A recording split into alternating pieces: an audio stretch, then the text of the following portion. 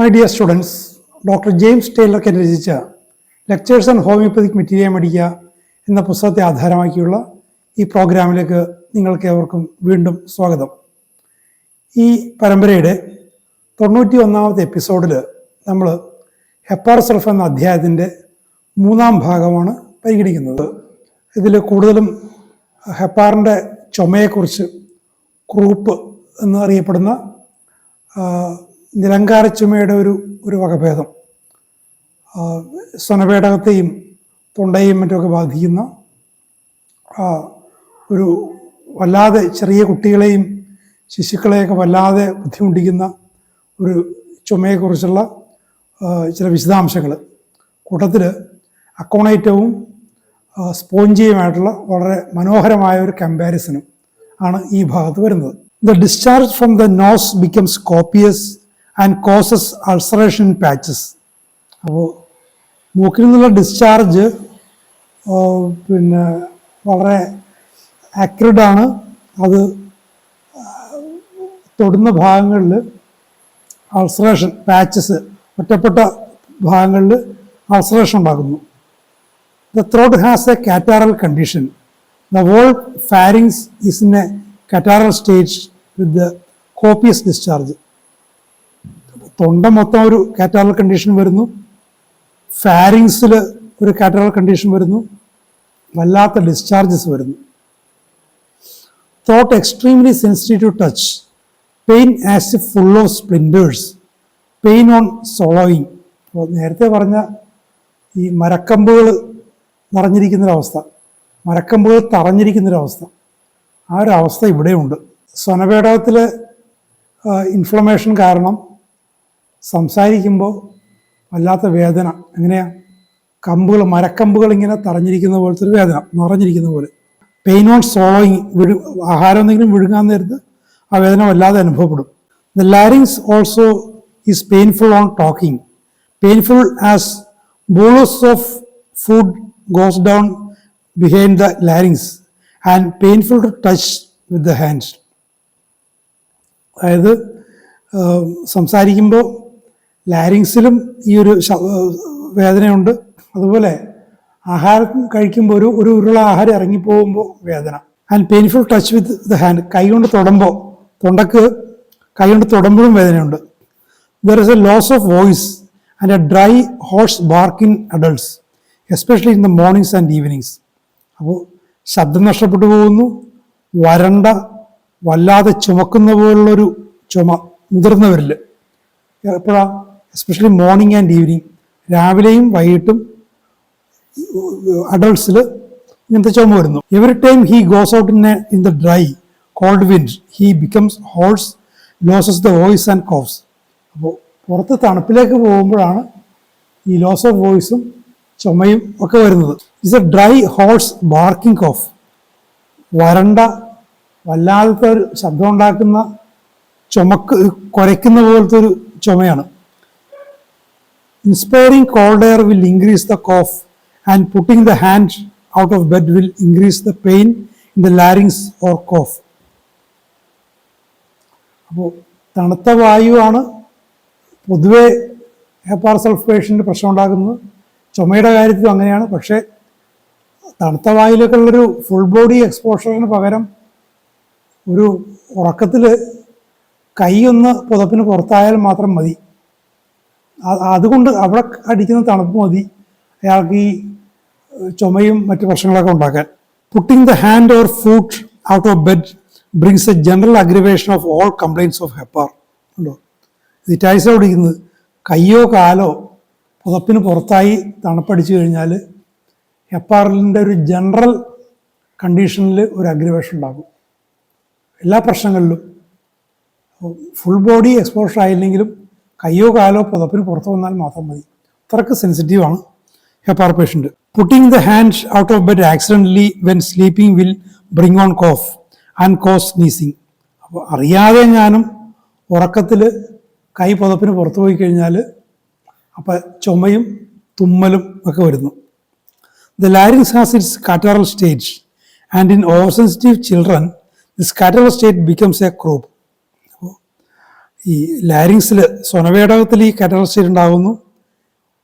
Sensitivity കൂടിയ കുട്ടികളിൽ ഇതുകൊണ്ട് കുറുപ്പ്, നമ്മുടെ നിലങ്കാര ചുമ പോലത്തെ ഒരു ചുമ ഉണ്ടാകുന്നു സെൻസിറ്റീവ് ആയിട്ടുള്ള കുട്ടികളിൽ. അല്ലാത്തവരിൽ ആ ഒരു ലാരിങ്സിൽ ഒരു ശബ്ദത്തിൻ്റെ അടപ്പോ ശബ്ദത്തിൻ്റെ കിരികിരിപ്പോ കൊണ്ട് അത് അവസാനിക്കും. Sensitive children that are exposed during the day in a cold dry wind or cold air come down next morning with a violent attack of ക്രൂപ്പ്.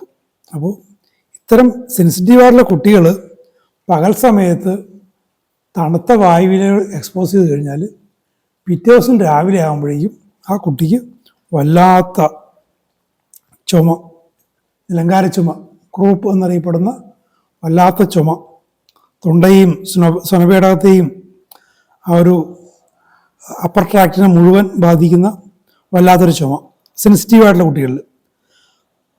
അത് രാവിലെയും വൈകുന്നേരമാണ് അതിൻ്റെ അഗ്രവേഷൻ.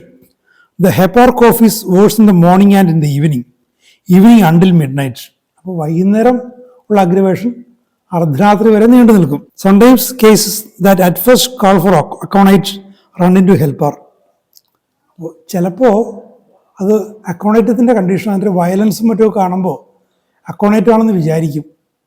പക്ഷേ അക്കോണൈറ്റം ഒരു പാലിയേറ്റീവ് ആക്ഷൻ മാത്രമേ ഉണ്ടാവുകയുള്ളൂ. അത് ആവർത്തിച്ച് വരും. ആവർത്തിച്ച് വരുമ്പോൾ അത് ഹെപ്പാറിൻ്റെ സിംറ്റം, ക്ലോസ് ഒബ്സർവേഷനിൽ ഹെപ്പാറിൻ്റെ സിംറ്റമാണെന്ന് മനസ്സിലാവും. അപ്പോൾ ശരിയായ രീതിയിൽ കേസ് നിരീക്ഷിച്ചു കഴിഞ്ഞാൽ ഹെപ്പാറാണെന്ന് മനസ്സിലാവുമെങ്കിലും അത് ശരിയായ രീതിയിൽ പഠിക്കാതെ അക്കോണൈറ്റം കൊടുത്ത് തൽക്കാലം മാറിയാലും വീണ്ടും വരുമ്പോൾ ഹെപ്പാറിനെ കുറിച്ച് വീണ്ടും ചിന്തിക്കാവുന്നതാണ്. The Aconitum croup comes on with great violence worse in the evening before midnight. ഉണ്ടോ, അർദ്ധരാത്രിക്ക് മുമ്പ് വേഴ്സാവും, ഈവനിങ് വന്നിട്ട് അർദ്ധരാത്രിക്ക് മുമ്പ് വേഴ്സാവും. അതാണ് അക്കോണൈറ്റത്തിൻ്റെ ഒരു peculiarity. The child wakes up from the first sleep with a hoarse barking cough. കുട്ടി ഇപ്പോൾ രാത്രിയാകുമ്പോൾ 7-8 മണിക്കുമ്പോൾ കുട്ടി കിടന്ന് ഉറങ്ങും. അർദ്ധരാത്രി ആകുന്നതിന് മുമ്പ് ആ ഫസ്റ്റ് സ്ലീപ്പിൽ തന്നെ വല്ലാത്തൊരു ചുമ വന്നിട്ട് കുട്ടി എഴുന്നേൽക്കും. A dose of Aconitum may prove entirely sufficient or it may be only a palliative. അപ്പോൾ അക്കോണൈറ്റിൻ്റെ ഒരു ഡോസ് കൊടുത്തു കഴിഞ്ഞാൽ ചിലപ്പോൾ അത് മതി, അതുകൊണ്ട് പൂർണ്ണമായിട്ടും മാറും.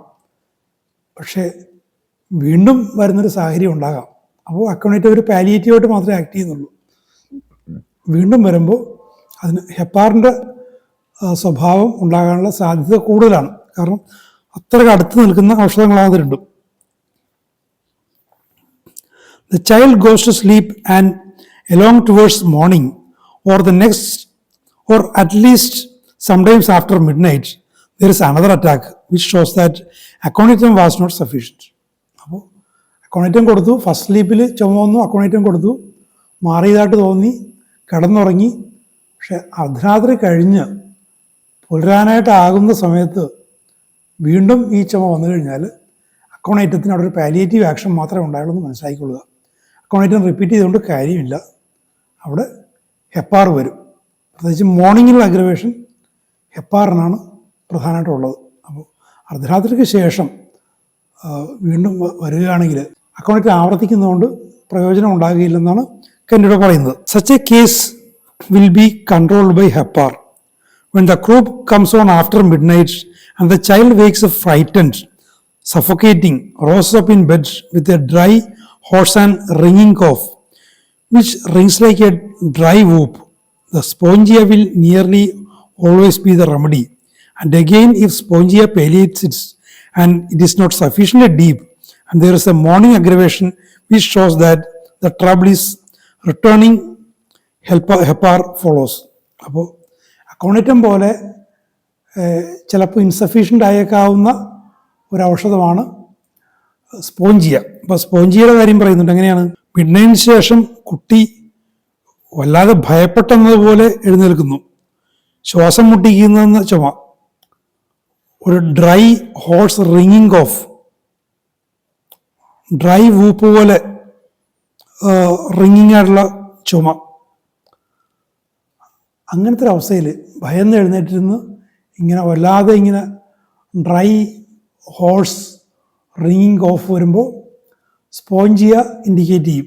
പക്ഷേ സ്പോഞ്ചിയ കൊണ്ടും ഫലമില്ലെന്ന് കണ്ടു കഴിഞ്ഞാൽ പിറ്റേന്ന് പുലർച്ചെയും പിറ്റേന്ന് രാവിലെയും ഈ ചുമ ആവർത്തിച്ച് കഴിഞ്ഞാൽ നമുക്ക് അവിടെ സ്പോഞ്ചിയ റിപ്പീറ്റ് ചെയ്യല്ല വേണ്ടത്, അത് ഹെപ്പാറിൻ്റെ ഒരു പരിധിയിലേക്ക് കടന്നു എന്ന് മനസ്സിലാക്കുക. പിന്നീട് കൊടുക്കേണ്ടത് ഹെപ്പാറാണ്. അപ്പോൾ തുടക്കത്തിൽ അക്കോണൈറ്റമോ സ്പോഞ്ചിയോ ആയിട്ട് തോന്നുകയും അതുകൊണ്ടൊരു ആശ്വാസം ലഭിക്കുകയും ചെയ്തിട്ട് റിക്കറൻസ് ഉണ്ടായിക്കഴിഞ്ഞാൽ ശ്രദ്ധിക്കുക, അത് ഹെപ്പാറിലേക്കാകാം അത് പോകുന്നത്. Aconitum, Hepar and Spongia are closely related to each other and they are truly great croup remedies. അപ്പോൾ ഇത് മൂന്നും സമാനത തോന്നുന്ന ഇത് മൂന്നും വളരെ വിലപ്പെട്ട ക്രൂപ്പ് റെമഡീസാണ്. ഇത്തരം ക്രൂപ്പ് എന്ന് പറയപ്പെടുന്ന നിലങ്കാരച്ചം വരുമ്പോൾ വളരെയധികം ഉപകരിക്കുന്ന റെമഡീസാണ് മൂന്നും. അത് അക്കോണൈറ്റവും സ്പോഞ്ചിയും രാത്രി സമയത്ത് കൊടുത്ത് ഇൻഡിക്കേറ്റ് ചെയ്യപ്പെടുന്നു തോന്നി കൊടുത്തു കഴിഞ്ഞാലും പുലർച്ചയോട് ചേർന്ന് അല്ലെങ്കിൽ രാവിലെ അതിൻ്റെ റിക്കറൻസ് ഉണ്ടായിക്കഴിഞ്ഞാൽ അത് ഹെപ്പാറിലേക്ക് പോകും. Dry paroxysmal cough from evening until midnight and sometimes lasting all night with choking, gagging and crouping, some loose coughing in the daytime, rawness and scraping the larynx, worsen in cold air or uncovering hand or foot in bed. അപ്പോൾ അതൊരു ഹെപ്പാറിൻ്റെ ഒരു ചുമയെക്കുറിച്ച് ക്രൂപ്പിനെ കുറിച്ചുള്ളൊരു ഒറ്റ വാചകത്തിലുള്ളൊരു വിശദീകരണമാണ്. വരണ്ട ആവർത്തിച്ച് വരുന്ന വൈകുന്നേരം തുടങ്ങി അർദ്ധരാത്രി വരെയോ അർദ്ധരാത്രി കഴിഞ്ഞ് വീണ്ടും രാത്രി മുഴുവനോ നിലനിൽക്കുന്ന ഗാഗിങ്, ക്രൂപ്പിംഗ്, ചോക്കിംഗ്, അല്ലാതെ ശ്വാസം മുട്ടലെ തൊണ്ട ഇങ്ങനെ അടഞ്ഞു പോകുന്ന പോലെ തോന്നുന്ന തരത്തിലുള്ള അവസ്ഥ. ചിലപ്പോൾ ലൂസ് കോഫിങ്, പകലിൽ ആണെങ്കിൽ ലൂസ് കോഫിങ്, റോനെസ് ആൻഡ് സ്ക്രാപ്പിങ് ലാരിങ്സ്, തൊണ്ടയിൽ വല്ലാത്ത റോനെസ്, ചൊറിച്ചിൽ, ഇതൊക്കെ വരുന്നു.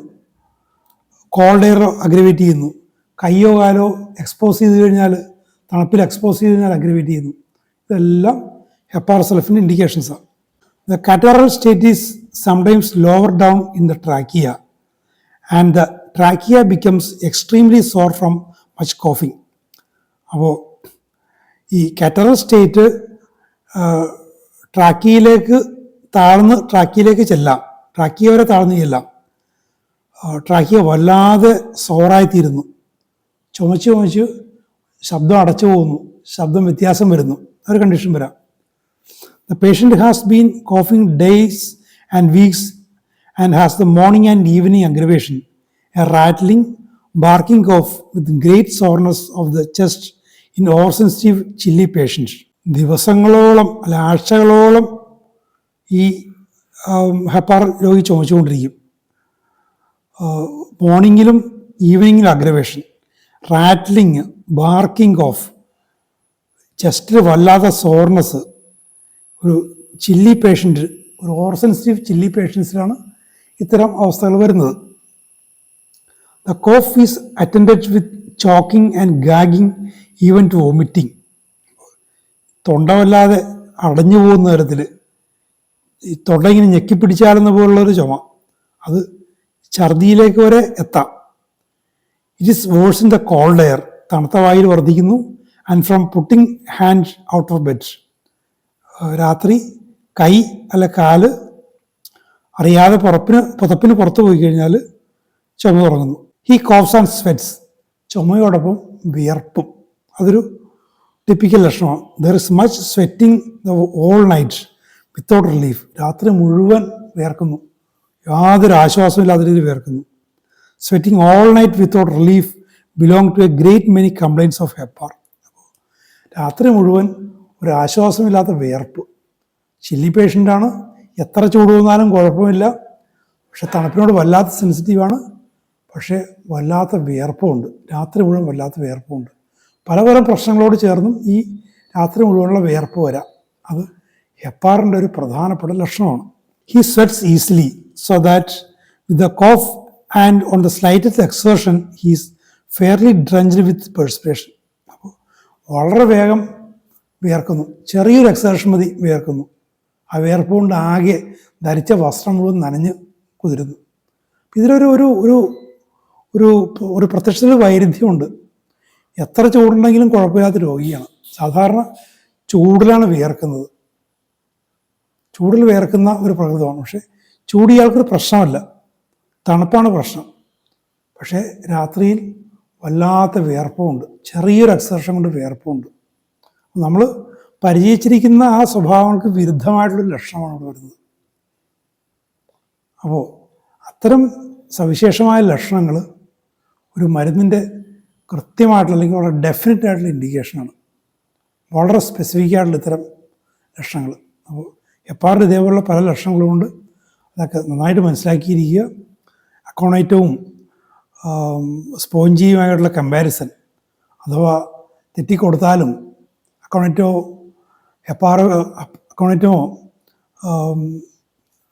അക്കോണൈറ്റമോ സ്പോഞ്ചിയോ കൊടുത്താലും ഒരു റിലീഫ് കണ്ടില്ലെങ്കിൽ അല്ലെങ്കിൽ റിക്കവർ ചെയ്ത് കഴിഞ്ഞാൽ മരുന്ന് റിപ്പീറ്റ് ചെയ്യുക എന്നുള്ളതല്ല, അത് ഹെപ്പാറിൻ്റെ ഒരു ഡൊമൈനിലേക്ക് പോയോ എന്ന് പരിശോധിച്ച് കുറേ കൂടി ഡീപ്പർ ഔഷധമായിട്ടുള്ള ഹെപ്പാർ കൊടുക്കുന്ന കാര്യത്തിനെക്കുറിച്ച് നിങ്ങൾ ചിന്തിക്കണം. സാധാരണ കുട്ടികളിലും ചെറിയ വൈദ്യങ്ങളിലുമൊക്കെ വളരെ വ്യാപകമായിട്ട് വരുന്നൊരവസ്ഥയാണ് ഈ ക്രൂപ്പ്. ഒത്തിരി കുട്ടികൾ കൊണ്ട് ബുദ്ധിമുട്ടുന്നുണ്ട്. അപ്പോൾ അവരെയൊക്കെ വളരെ എളുപ്പത്തിൽ സിംഗിൾ ഡോസാണ് പറയുന്നത്, സിംഗിൾ ഡോസ് കൊണ്ട് സുഖപ്പെടുത്താൻ ഹെപ്പാറിനും അതേപോലെ ഔഷധങ്ങളെ കൊണ്ട് സാധിക്കും. അപ്പോൾ അത്തരം ഔഷധങ്ങളെക്കുറിച്ച് കൃത്യമായിട്ട് മനസ്സിലാക്കുക, അവയുടെ സൂക്ഷ്മമായ വ്യത്യാസങ്ങൾ ശരിയായി ഗ്രഹിച്ചിരിക്കുക. അപ്പോൾ ഈ ഔഷധത്തെക്കുറിച്ചുള്ള കൂടുതൽ വിവരങ്ങൾ നമുക്ക് അടുത്ത എപ്പിസോഡിൽ കേൾക്കാം. Thank you very much for watching.